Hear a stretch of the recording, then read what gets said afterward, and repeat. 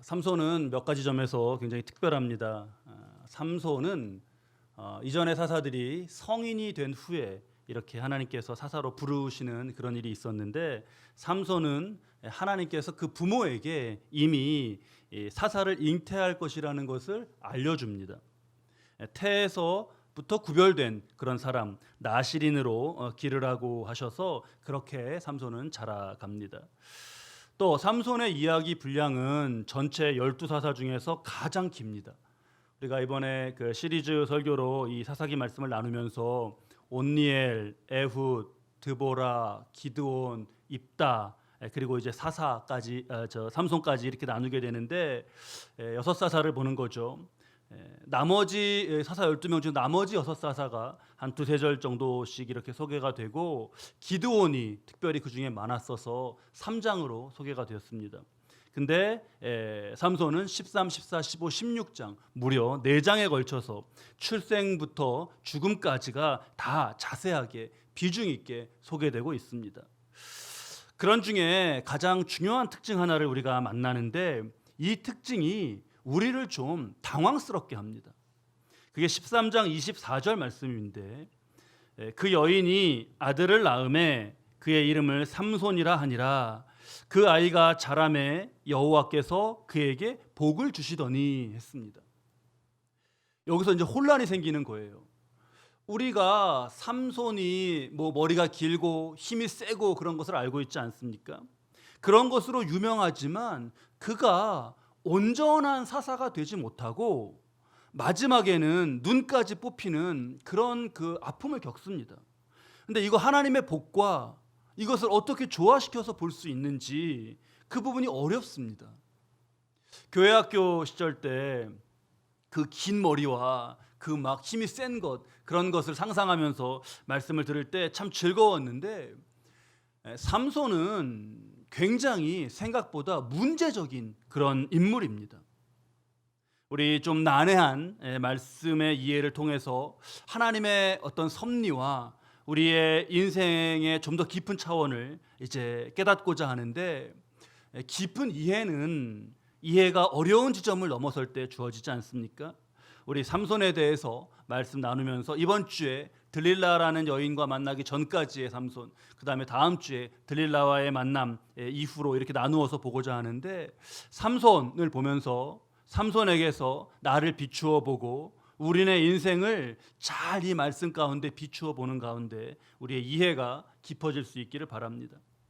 지난주에 입다를 살펴봤는데 그 후에 입산, 압돈 이런 사사들이 있었습니다. 근데 별 행적을 성경은 우리에게 알려주고 있지 않습니다. 그러다가 이제 1절 말씀, 13장 1절 말씀에 이스라엘 자손이 다시 여호와의 목전에 악을 행합니다. 블레셋에게 40년을 그리고서 압제를 당하고요.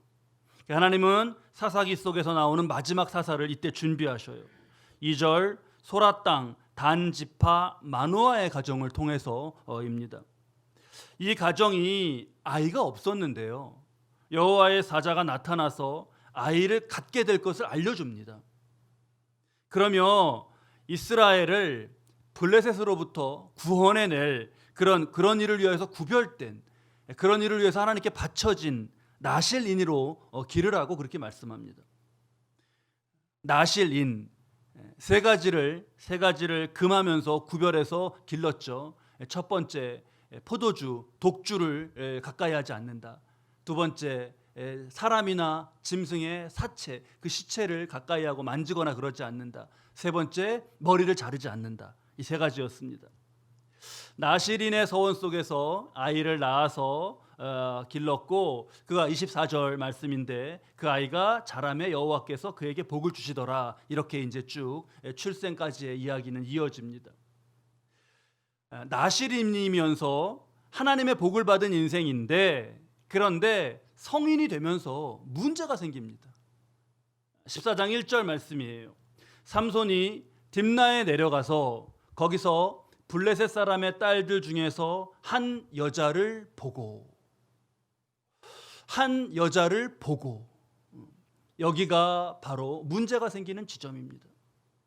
여기서 보는 거는요, 그냥 보는 게 아닙니다. 주목하는 것이고, 그러면서 주목하고 거기에 마음을 두기 시작하는 거예요. 1절 말씀에 한 여자를 보고, 2절 말씀에 한 여자를 보았사오니, 3절 말씀에 내가 그 여자를 좋아하오니 그 여자를 데려오소서, 보고 그 여자, 이게 계속 강조가 됩니다. 이번 우리 시리즈로 사사기 설교 말씀 나누면서 마음을 지키는 것이 굉장히 중요하다라는 것을 여러 차례 새겼는데, 오늘 어떻게 하는 것이 마음을 지키는 것인가에 대한 중요한 한 가지 깨달음을 우리가 더 얻습니다. 마음을 지키는 데 있어서 중요한 건 보는 겁니다. 보는 것. 마음이 어디서부터 생겨나나요? 견물생심이란 말이 있죠. watching, seeing is wanting 이란 닦이고 나서부터는 마음이 생겨나는 거예요. 보고 마음을 빼앗기고 나서부터는 내가 내 마음의 주인이 아니라 그 대상이 주인이 되는 거죠. 그러니까 보지 말아야 할 것이 있는데 보지 말아야 할 것을 보고 그것이 눈에 들어오고 그것에 마음을 뺏기니까 정작 보아야 할 것은 가나안 땅에 들어가거든 이방 여인과 결혼하지 말아라, 그런 말씀은 안 보이는 겁니다. 삼손의 일생을 우리가 2주 동안 보게 될 텐데, 그의 삶에 그의 삶이 멸망해 가는 것이 어디서부터 시작되는가? 보는 데서 시작이 됩니다. 보는 데서. 우리가 새겨야겠어요. 우리가 영성을 관리한다는 것이 무엇이냐 하면 무엇을 보느냐의 문제예요. 영적 싸움이라는 것이 막 눈에 안 보이는 어떤 것을 향해서 손을 휘두르고 그러는 게 아닙니다. 공중에 떠 있는 악령과 싸우는 게 아니라 중요한 영적 싸움은 눈의 싸움이에요. 보고 안 보고, 그게 싸움입니다. 사람들이요, 어떤 불행을, 고통을 겪을 때 원인이 그 어떤 대상이 그걸 나에게 제공했다, 이렇게 이야기를 하는 경우가 많죠. 그런데요, 많은 경우에 나에게서, 내가 보는 데서 그게 시작이 됩니다. 세상에 사기꾼이 참 많지 않습니까? 사기꾼이 뭐 10억, 100억, 조 단위의 돈을 이렇게 사기치고 그런 사람들이 뉴스에 나와요. 그러면 그 피해자들을 이렇게 인터뷰를 하는 걸 들어보면 공통적으로 이렇게 말하지 않습니까? 큰 돈을 벌 수 있다는 말에 속았다. 그놈 나쁜 사람이다. 이렇게 말합니다. 사기꾼 분명히 나쁘죠. 악인입니다. 그런데요, 이것도 분명히 해야 돼요. 누구에게 속기 전에 쉽게 돈을 벌고자 하는 자기 욕심에 먼저 속은 거잖아요. 보지 말아야 할 것을 보고 주목하고 마음을 빼앗긴 겁니다. 우리가 사사기 말씀 나누면서 이제는 끝으로 올수록 이제는 뭐 너무나 이게 많네요. 정말 지겹도록 반복이 되었던 여호와 앞에 악을 행하니라. 이게 어디서 시작이 됐나요? 우상 바알을 보는 데서 시작이 됐습니다. 바알이 뭐 가나안 사람들의, 가나안에 이스라엘이 들어왔을 때 바알이 이스라엘을 뭘 속인 게 있습니까? 바알이 돌덩이인데 뭐를 속이겠습니까? 자기 욕심, 아무렇게나 살면서도 쉽게 잘 살 수 있다라는 욕심에 속은 거죠. 우상 숭배는 우상이 준 죄가 아닙니다. 죄의 태에서 기른 죄예요. 욕심이 잉태하여 죄를 낳고 죄가 장성하여서 사망에 이른 것입니다. 그러니까 우리의 영적 싸움은 보는 것의 싸움이에요. 그리고 욕심과의 싸움입니다. 우리의 눈이 죄의 태가 될 수 있는 거예요. 십계명 한번 말씀 떠올려 보시죠. 우상을 새겨서 그거 보지 말라고 했습니다. 간음하지 말라, 도둑질하지 말라, 내 이웃의 집을 탐내지 말라, 모두 보는 것에서부터 시작되는 싸움이에요. 여러분, 우리의 눈과 세상 사이에 말씀이 있기를 바랍니다. 그냥 보면 안 돼요. 신명기 6장 8절 말씀에 너는 그것을, 말씀을 내 손목에 메어 기호를 삼으며 내 미간에 붙여 표를 삼고 했습니다. 말씀을 적어가지고 이렇게 미간에 붙이면 그 강시 이런 모습 떠오르지 않으세요? 이게 무슨 말씀일까요? 내 손목은 단수로 한쪽 손목을 뜻하는 것이었고 전통적으로 왼쪽 손목으로 이해했습니다. 눈으로 보기 가장 편한 곳이에요. 제가 시계 오늘 찾는데 너무 보기 편한 곳 아닙니까? 바로 눈앞에 두고 여기에 두라는 거예요, 말씀을. 미간은 눈 앞입니다. 눈 앞. 그걸 통해서 볼 수밖에 없어요. 머리로 미간에 두라는 걸 머리에 두라는 말씀으로 이해해도 좋습니다. 아니 하나님의 말씀 뭐 다 아는데 그거 뭐 이렇게 입시생이 뭐 이렇게 정리해 갖고 공식 어디다 벽에다가 책상에 붙여놓는 것처럼 뭘 그렇게 붙여놔. 그게 아니에요. 정말 그만큼 가까이 있어야 그거 의식하고 삽니다. 손목 그리고 미간은 굉장히 중요한 그 두 기능을 상징해요. 손은 신체의 노동이라고 하는 걸 상징하면서 육신의 힘과 관련이 있습니다. 미간은요, 머리, 지적인 힘, 정신의 힘을 의미합니다. 그러니까 몸의 힘과 정신의 힘이 말씀에 의해서 제어되지 않으면 불행해지는 거예요. 삼손이 보여주고 있는 게 바로 그것입니다. 그러던 중에 우리가 한 가지 이해하기 어려운 말씀을 접해요. 그게 14장 4절 말씀입니다. 그때 블레셋 사람이 이스라엘을 다스린 까닭에 삼손이 틈을 타서 블레셋 사람을 치려 함이었으나 그의 부모는 이 일이 여호와께로부터 나온 것인 줄은 알지 못하였더라 했습니다. 삼손이 딥나 여자를 보고 마음을 빼앗긴 것이 마치 어떤 작전처럼 느껴지게 하는 그런 말씀이죠. 이게 좀 난해한 구절이어서 우리가 잘 보아야 합니다. 하나님이 이 방법을 계획하시고 이 삼손을 지시하시고 하시는 그런 의미가 아니에요. 삼손의 잘못된 행동을 하나님은 이스라엘 백성을 블레셋의 사람에게서 구원하시는 큰 목적 가운데 그 행동도 사용하신다는 그런 의미입니다. 여기서 우리가 삼손의 그 복을 좀 깨닫게 돼요. 이후로도 삼손은 너무나 치명적인 실수, 큰 죄에 빠져요. 근데 그럼에도 불구하고 하나님께서 그 실수들마저도 사용하셔서 이스라엘의 구원을 부분적으로 이루어 가셔요. 삼손이 이 복을 만약에 제대로 보았으면, 이걸 제대로 보았으면 그와 그의 가정과 이스라엘이 완전히 달라졌을 것입니다. 그 보는 싸움에서 삼손이 보는 데서 실패했어요. 그 보는 싸움에서 졌어요. 그러자 그의 인생이 어떻게 되나요? 겉으로 삼손의 삶을 이렇게 보면 사건 사고가 많고 뭐가 일이 많고 많이 오가고 뭐 복잡다단하고 분주합니다. 근데요, 실상은 뭐냐 하면 그냥 딥나 여자 그 마음 하나 사고자 신랑이 하는 거예요.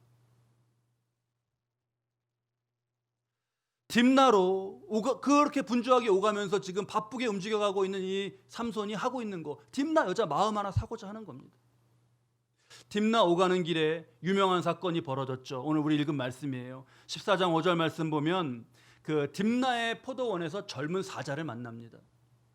여호와의 영이 삼손에게 강하게 임하니 그가 손에 아무것도 없이 그 사자를 염소 새끼 찢는 것까지 찢었대요.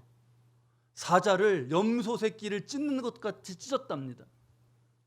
제가 교회학교 시절에 이 삼손 말씀 많이 들으면서 제일 멋지게 생각하고 막 그리고 상상했던 게 이 장면인데 사자를 찢어버린 거예요. 괴력이죠. 초인적인 힘이죠. 고대 제국의 그 왕들의 조각상을 보면 이렇게 사자를 자기 팔로 이렇게 목을 딱 조르고 있는 그런 상들을 만들어놨어요. 뭐 백수의 제왕이라고 하지만 그 왕은 그 사람은 더 뛰어난 그런 사람이라고 그 표시해 놓은 거죠. 좋아요, 여러분. 지금 삼손의 이런 모습, 교회학교 시절에 참 괴력이구나 이렇게 볼 때 그때는 그냥 그렇게 보입니다. 근데 삼손이 지금 사자를 찢고 있을 때인가요? 사자를 찢고 있을 때인가요? 삼손의 뒤, 이제 사사기 끝나고 삼손의 뒤로 넘어가면 사무엘의 시대가 되고, 사무엘이 기름 부어서 사울이 왕이 되고, 그 이후에 이어서 다윗이 왕이 되고 합니다. 다윗이 왕이 되었을 때 이스라엘은 가장 절정에 이르죠. 그러니까 삼손은 사울과 다윗 그 앞으로 오래전 옛날이 아니에요. 바로 얼마 전입니다. 삼손이 제대로 정신을 차렸으면요, 이 괴력으로 블레셋을 찢고 아모리를 찢고 암몬을 찢고 이스라엘을 구원해냈을 거예요. 삼손 자신의 인생이 달라지고 이스라엘이 달라졌을 것입니다. 오늘 말씀 우리 삼손을 보면서 각자의 삶 가운데 이 의미를 깨닫고 적용해가고 하는데, 구체적인 예를 제가 이렇게 들어서 그렇게 설명하고자 찾지는 않았어요.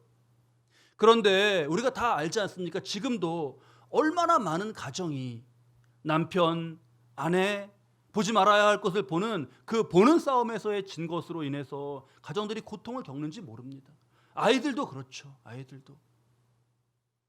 그 엠번방이라고 하는 사건, 거기 그거에 가입된 사람이 26만 명이라 그러더라고요.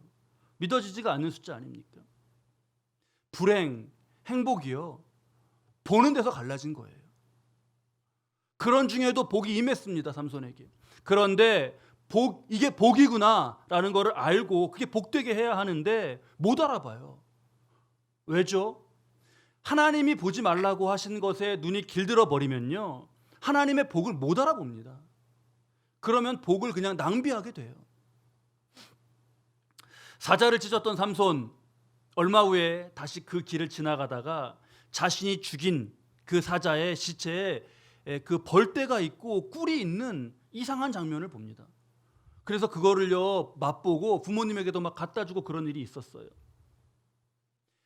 또 좀 지나서 얼마 후에 10절 말씀을 보면 부모와 함께 딥나에 이르러서 이제 결혼 잔치해요. 이렇게 행하는 풍속이 있음이더라 했습니다. 이방 풍속을 따라 사는 게 너무나 자연스러워요. 이방 풍속은 너무나 자연스러운데 나실인의 규정, 하나님의 말씀은 지금 어떻게 된 건가요? 포도주와 독주를 피하라고 하셨죠. 나실인 첫 번째 규정 가운데. 사자를 어디서 만났다고요? 딥나의 포도원에서 만났습니다. 말씀 의식하지 않고 그냥 막 다닌 거예요. 맛있는 꿀을 어디서 얻었다고요? 사자의 시체에서 얻었습니다.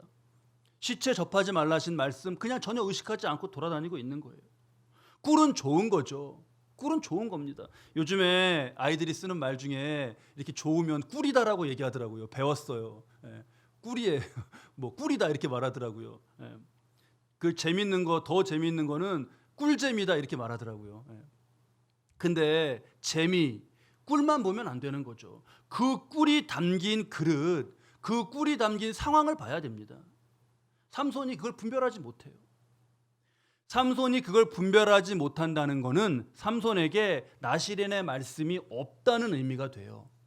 그러면 어떻게 되냐? 삼손이 그 인생으로 보여주는 게 어떻게 되는 거죠? 14장 1절, 5절, 7절, 10절 말씀을 보면 말씀은 반복해서 의도적으로 삼손이 딥나에 내려가서, 그녀에게 내려가서, 그가 내려가서라고 표현합니다. 이게요 지형 얘기가 아니라 그 삶의 운명을 말하는 거예요. 하나님의 빛에서 어둠으로, 비전의 삶에서 허망한 삶으로 내려가는 겁니다. 삼손의 삶의 허망함 계속 이어져요. 이방 풍속에 따라 결혼잔치를 합니다. 11절 말씀을 보니까 무리가 삼손을 보고 30명을 데려와 친구를 삼아 그와 함께하게 한지라. 블레셋 청년들이에요. 친구가 됐어요. 우리도 잊은 건 아니죠. 지금 이스라엘이 블레셋 아래에서 고통을 받는 게 40년째입니다. 나실인 삼손은요 딥나 여인에게 매달려 있고 블레셋 친구 30명과 놀고 있어요. 삼손이 무엇을 보여주나요? 하나님을 잊으면 자기가 누군지를 잊어요. 자기가 누군지를 잊으면 무엇을 보고 무엇을 보지 말아야 할지를 잊습니다. 그러면 어디를 가야 하는지 어디를 가지 말아야 하는지도 잊습니다. 누구와 어울려야 하고 누구와 피하는지도 다 잊어요.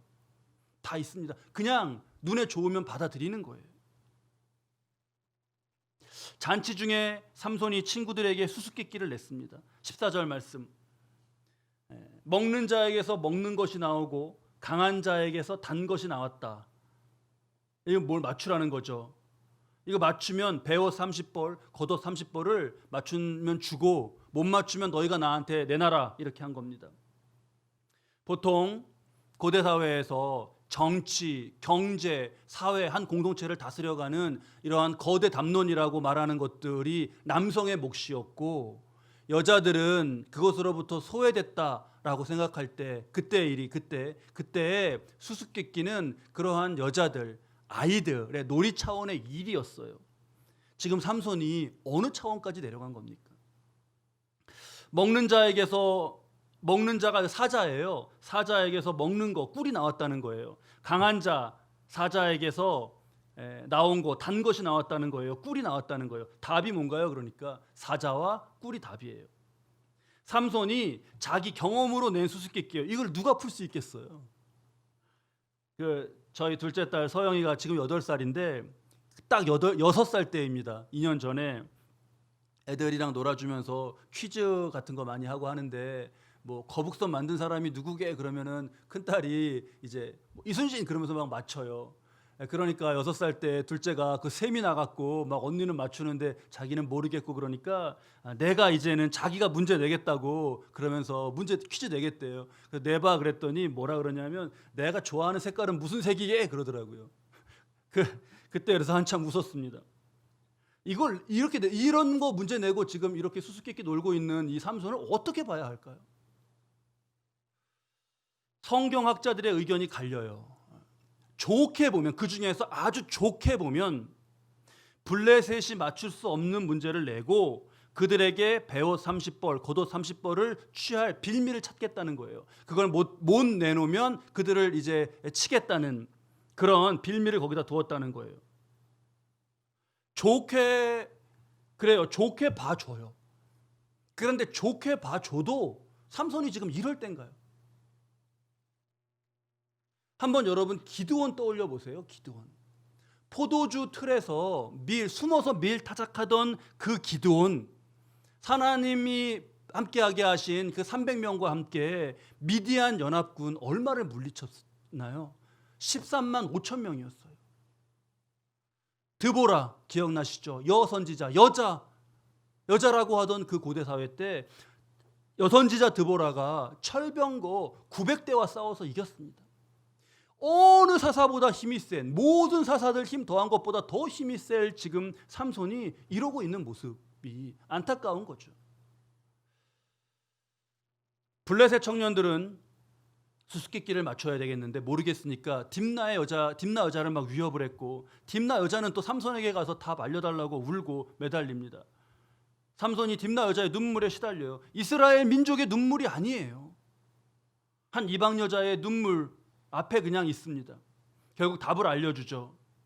그리고 청년들이 와서 자기에게 답을 맞추자 18절 말씀에 너희가 내 암송아지로 밭 갈지 아니하였더라면 내 수수께끼를 능히 풀지 못하였으리라 하면서 화를 냅니다. 암송아지로 밭 가는 사람은 없죠. 그러니까 암송아지 딥나 여자를 통해서 빼돌려 갖고 정당하지 않은 방법으로 이렇게 했다는 거예요. 그리고는 삼손이 다시 괴력을 내어서 19절 말씀에 보면 아스글론에 내려가서 30명을 죽이고 노력해 온 것으로 수수께끼를 푼 자들에게 옷을 줍니다. 그리고 삼손은 화내면서 돌아가 버려요. 삼손이 화내면서 돌아가 버리자 20절 말씀에 딥나 여자의 아버지는 자신의 딸을 삼손의 친구 되었던 청년 30명 중에 한 명과 그냥 결혼시켜 버립니다. 이게 끝이에요. 이 마지막 장면, 이걸 어떻게 봐야 할까요? 삼손에게 갑자기 죽임당한 아스글론의 30명은 이게 무슨 일인가요? 삼손은 너무나 무모하고 경솔하고 감정적이 됐어요. 그 딥나 여자를 다른 남자와 또 결혼시켜버리는 건 이건 또 무슨 경우인가요? 이 막장 드라마 이런 말이 있죠. 그러니까 다 자기 보기에 옳고 그냥 분풀이식으로 막 사는 거예요. 삼손이 정말 이럴 때인가 볼수록 허무해집니다. 그래도 하나님 주신 복이 있어서 그렇게 망가져가는 그 순간순간에도 그가 살아남고 괴력으로 적을 물리치죠. 근데 그게 무슨 의미인지를 깨닫지를 못해요. 그러니까 정신을 차리지 못한 삼손은 계속 그 삶이 허무하고 그냥 어두움으로 이렇게 내려가는 거예요. 딥나로 내려가는 겁니다. 삼손의 삶에 하나님의 브레이크가 없었나? 한번 여러분 다시 보시죠. 우리가 하나님의 인도하심이 무엇인지 알고 싶다. 기도의 응답이 정말 이게 하나님의 기도의 응답인지를 알고 싶다라고 할 때 세 가지를 보라고 해요. 그게 뭐죠? 하나가 하나님의 말씀, 그리고 믿음의 사람들의 조언, 그리고 상황의 전개. 만약에 이 세 가지가 한 방향을 가리키면 그것은 하나님의 인도하심으로 확신하고 나아가도 된다라고 말을 합니다. 삼손을 한번 보시죠. 첫 번째 하나님의 말씀, 나실인 규정 무시하면서 하나님의 말씀을 무시했습니다.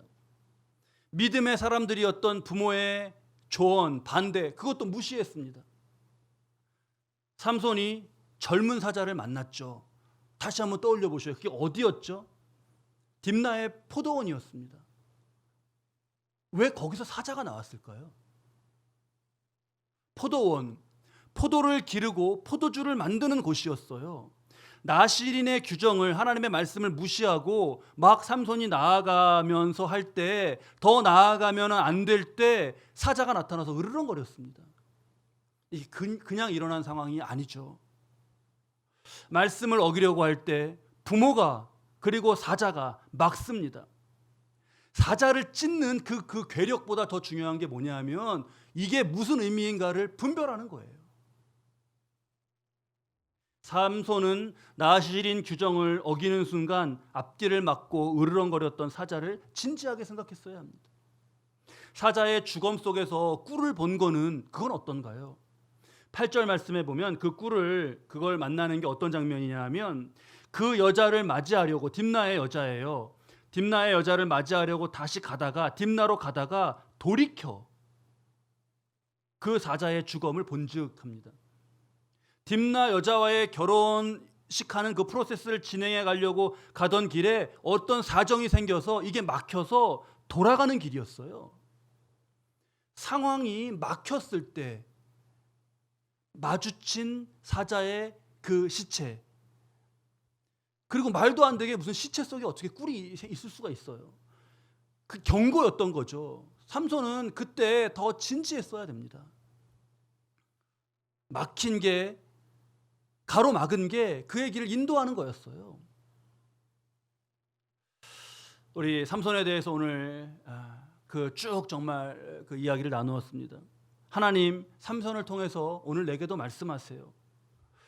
정말 우리는 우리 손목에 말씀이 있고 시선의 앞에 말씀이 있어서 우리의 육체의 힘, 정신의 힘이 말씀의 다스리심 아래 있기를 바랍니다.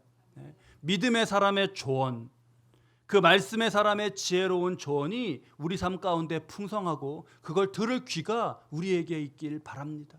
그것이 하나님 인도하시는 복된 삶으로 나아가는 데 다 길잡이가 되는 것들이에요.